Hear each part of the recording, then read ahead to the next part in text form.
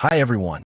Today I'm going to show you a really useful setting that helps speed up your Wi-Fi connection. It doesn't actually depend on your router. Instead, it relies mostly on your smartphone settings. You might have a high-speed router and a fast internet connection coming to your phone, but the phone itself can throttle that speed. Not just the overall connection, but also the speed for individual apps. I'll show you how to ensure your speed remains stable on absolutely any Wi-Fi network. Please be sure to like the video, subscribe to the channel, and share this with your friends. To do this, go to your standard settings. Next, locate the Wi-Fi section, usually marked with a Wi-Fi antenna icon and simply labeled Wi-Fi. Tap on it to see the network you're currently connected to.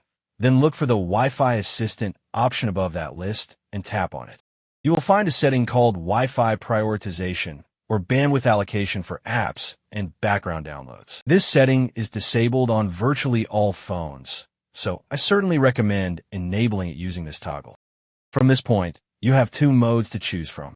The first mode balances bandwidth allocation equally between applications and background downloads. This isn't actually ideal for us because bandwidth gets allocated to applications even when you aren't using them. Instead, for the apps you're actively using, say if you're watching YouTube and need good speed to prevent buffering, you should switch to the connection speed mode.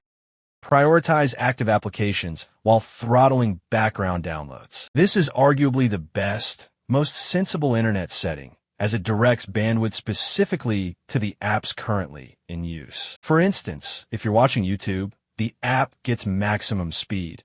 If you're playing an online game that requires a connection, that game gets top priority for bandwidth as well. It's a really solid, useful setting, so I definitely recommend digging through your phone's options to find and enable it.